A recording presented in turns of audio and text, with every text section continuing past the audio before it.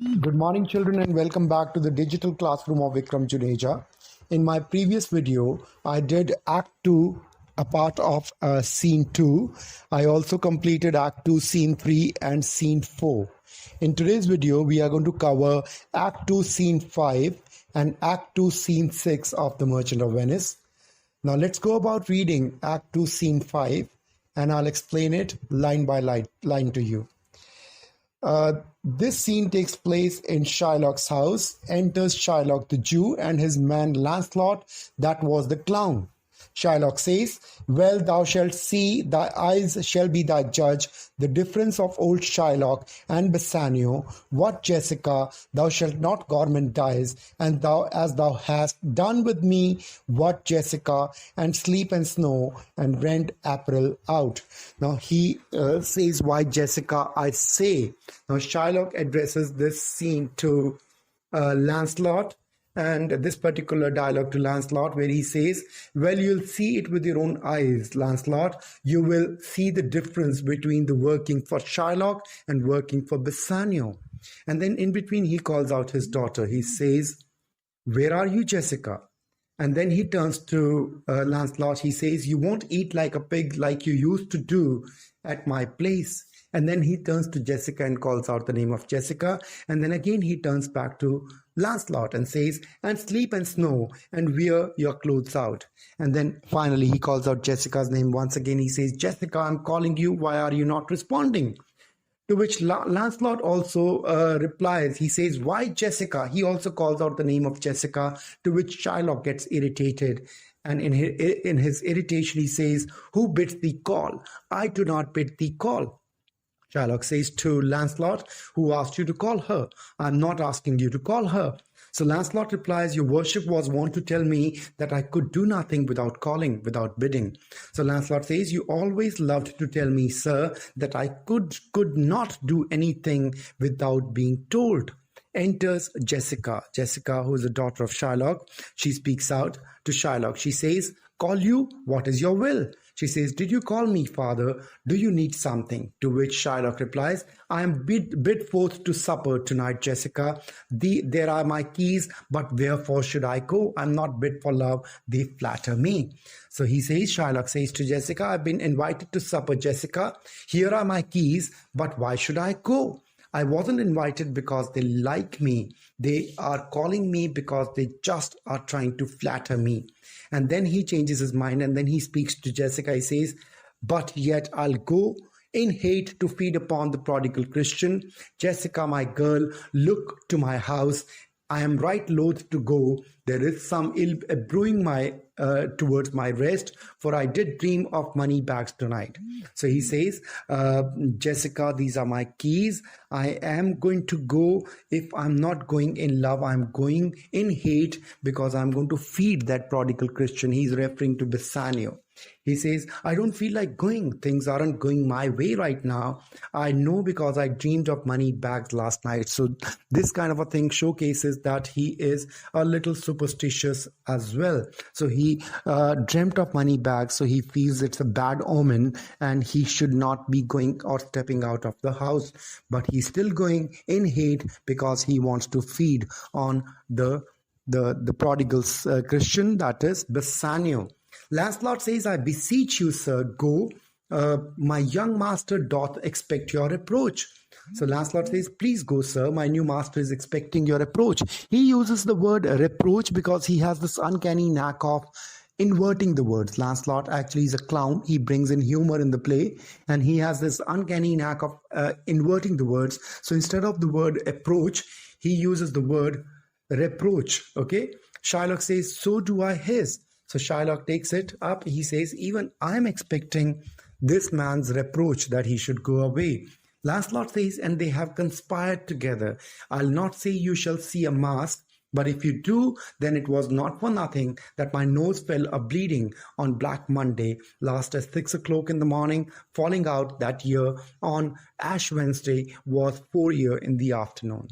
And then he says, "They have been plotting things together." Lancelot actually, in his foolishness, he discloses this kind of a thing to Shylock, that there is a masquerade which has been planned in which uh, Jessica is going to elope with Lorenzo. So he says, I'm not saying you'll get a masquerade party, but if you do, I predicted it. I knew there would be a masquerade when I got that bad omen of a bloody nose last Easter Monday at 6 in the morning. 4 years after, I got the same kind of bloody nose on Ash Wednesday in the afternoon. Shylock actually picks up this word mask. He says, what? Are there masks? Here you me, Jessica, lock up my doors, and when you hear the drum and the wild squealing of the wry-necked fife, clamber not you up to the casements then, nor thrust your head into the public street to gaze on the Christian fools with varnished faces. So he says, what? Are they going to be masquerade? Is there going to be a masquerade? He says, listen to me, Jessica, lock my doors up, and when you hear the drum and the nasty squealing of the flute, don't climb up to the windows, don't stick your head out in the public street to stare at the Christian fools with the painted faces. So he says, but stop my house's ears, I mean my casements, let not the sound of shallow foppery enter my sober house. By Jacob's staff, I swear, I have no mind of feasting forth tonight, but I'll go. Go you before me, Sirrah, say I'll come. So he further says to Jessica that you should not stick your head out in the public street to stare at these Christian fools with the painted faces. You need to block my house's ears. He means to say the windows. Don't let the noise of the shallow fools enter my serious house. That's the instruction he gives to Jessica. He says, I swear I don't have a mood to go out to dinner tonight, but I'll still go anyway. And then he turns to Lancelot. He says, Lancelot, go tell them that I am going to come. Lancelot says, I'll go before Sir. Mistress, look out of the window. For all this, there will come a Christian by, will be worth a Jew's eye. So exits Lancelot. Lancelot speaks to Shylock. He says, I'll go ahead of you, sir. And then he turns to Jessica. He says, Jessica, mistress, be on the lookout when you are staring out of the window. A Christian's coming who will be worth a Jew's glance. So he mentions the fact that this man, Lorenzo, is going to come to pick Jessica and in the masquerade, and then he has a plan of eloping with Jessica. And then Lancelot exits the scene. Shylock is able to make out that Lancelot has spoken something to his daughter. So he checks out with his daughter. He says, what says that fool of Hagar's offspring her? So Shylock says, what did that gentle fool say to you? To which Jessica replies, his words were farewell, mistress, nothing else. So Jessica tells a lie. She says, he said goodbye, madam, and nothing else, father. Shylock says, the patch is kind enough, but a huge feeder, snail slow in profit, and he sleeps by day more than the wild cat. Drawn's hive not with me. Therefore, I part with him and part with him to the one that would have him help to waste his borrowed purse. So he says, the fool is nice enough. Shylock says this to Jessica. He says, but he's such a huge feeder or eater, and as very slow as a snail when it comes to working. Okay, so he says he sleeps all the day like a cat. He says bees like him that don't work can't stay in my hive, so I'm letting him go and handing him off so he can waste money for his new boss, the man who borrowed money from me. He's referring to Bassanio. And then he says, well, Jessica, go in. Perhaps I'll return immediately. Do as I bid you. Shut doors after you. Fast bind, fast find. A proverb never stale in thrifty mind.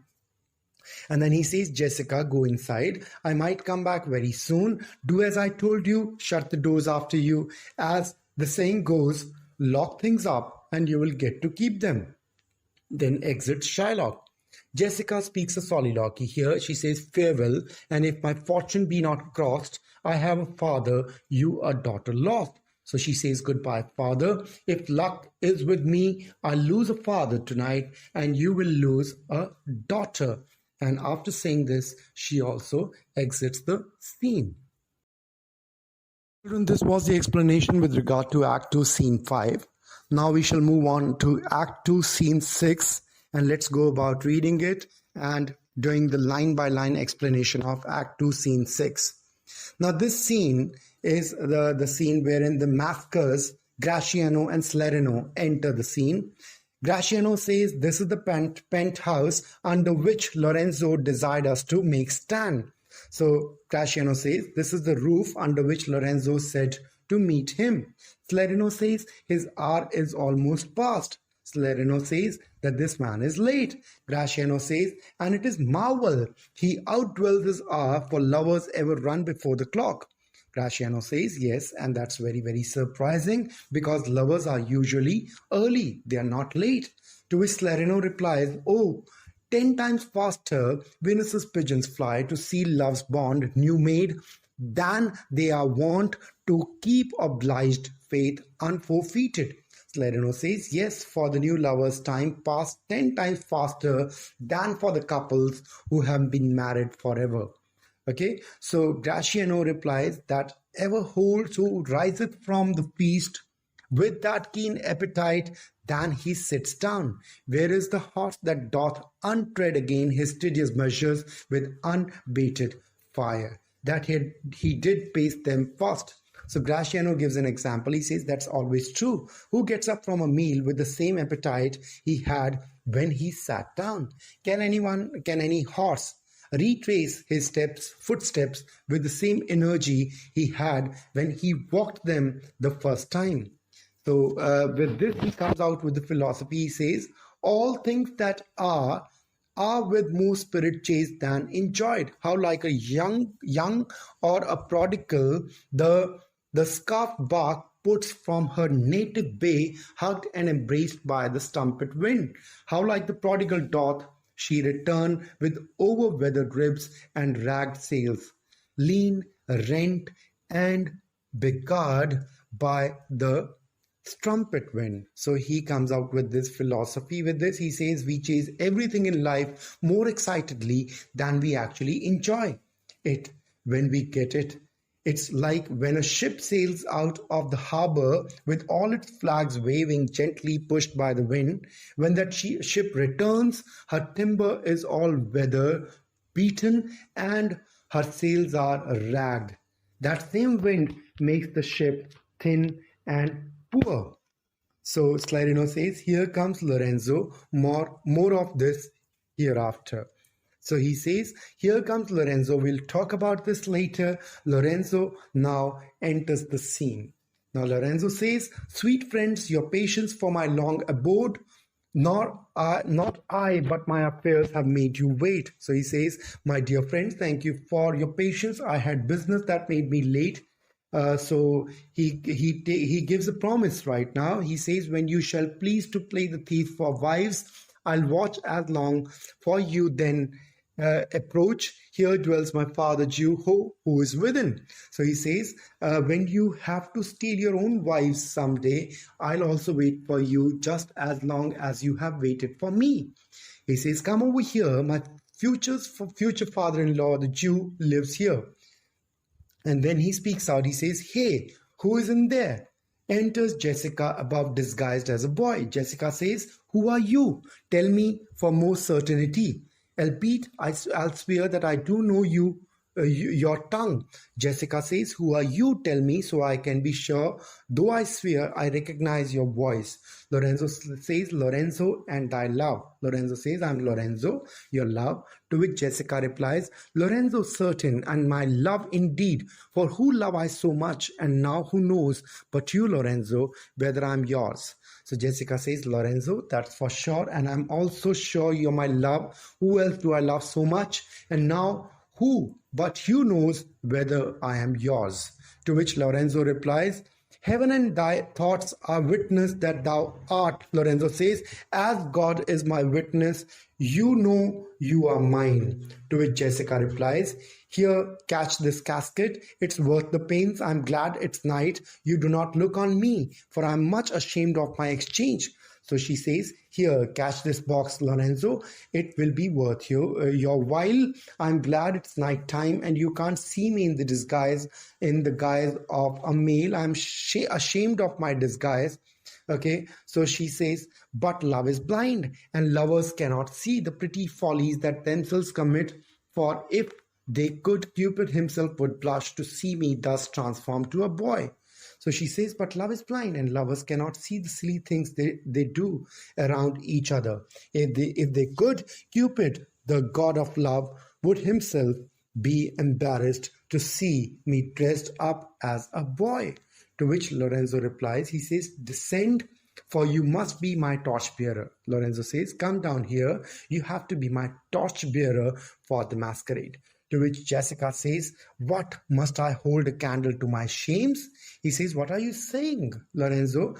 Are you asking me to hold a candle up so people can see me, what I'm doing and what I'm dressed like?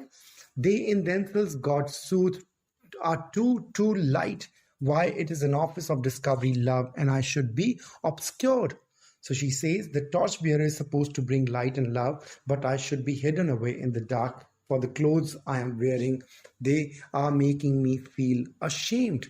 To which Lorenzo says, so are you sweet, even in the lovely garnish of a boy, but come at once, for the close night doth play the runaway, and we are stayed for at Bassanio's feast. So he says, Lorenzo says to Jessica, he says, you are hidden away, sweetheart, dressed up like a boy. Come on quickly, time flies at night, and we are late for Bassanio's feast. You are actually looking good in the garnish or in the guise of a boy as well. To which Jessica replies, I'll make fast the doors and gild myself with some more ducats and be with you straight. Jessica says, I'll lock up the doors, grab some more ducats, okay, and be with you right away. Exit Jessica above. Graciano says, now by my hood, a gentle and no Jew. So he says, my God, she cannot be a Jew. She's too nice. Lorenzo says, beshrew me, but I love her heartily, for she is wise. If I can judge of her, and fair she is, if that mine eyes can be true. So God, I'm crazy about her. She's wise if I am judging her right. She's beautiful if my eyes can see that. And true she is, as she hath proved herself, and therefore like herself wise, fair and true, shall she be placed in my constant soul. So he says, and she's loyal as well, as she has proven, and as long as she is herself wise, beautiful, faithful, she's always going to have a place in my heart. Enters Jessica. What art thou come on, gentlemen, away, are masking mates by the time for our stay. So Jessica enters. She says, you are here. Come on, gentlemen, let's go. Our masquerade mates are waiting for us. Exits Lorenzo with Jessica and Salerno. Enter Antonio. Antonio says, who's there? Antonio asks, who is there? To which Graciano replies, Signor Antonio. He says, Signor Antonio, Mr. Antonio. And then after that, to which Antonio says, Fie, Graciano, where are all the rest? It's 9 o'clock. Our friends all stay for you. No mask tonight. The wind has come about. Bassanio presently will go aboard. I have sent 20 out to seek for you. Antonio says, Graciano, where's everybody? It's a matter of shame. It's 9 o'clock and our friends are all waiting for you. There is no masquerade tonight. The wind is blowing right. So Bassanio is going a little early. He's on board immediately, and I've sent 20 people to seek or to look for you. To which Graciano says, I'm glad on it. I desire no more delight than to be under sail and gone tonight. He says, I'm glad. I want to hear nothing else. I just want to head out. And then Graciano exits the scene. He makes it clear that he is more than happy to go with Bassanio. And earlier, if you know, Bassanio had also acceded to the request of Graciano. When Graciano requested him, then he should be allowed to accompany Bassanio to go to Belmont. And then he exits the scene. So children, this was with regard to Act 2, Scene 6. We have completed Act 2, Scene 5 and Scene 6. I'm going to attach 3 questions with these 2 scenes. I would expect you to attempt these questions in your fair literature and English notebooks. Till then, goodbye. I'll be coming up with a new video wherein I'm going to do Act 2, Scene 7 and Scene 8. Till then, goodbye. Take care and have a nice day. God bless you all.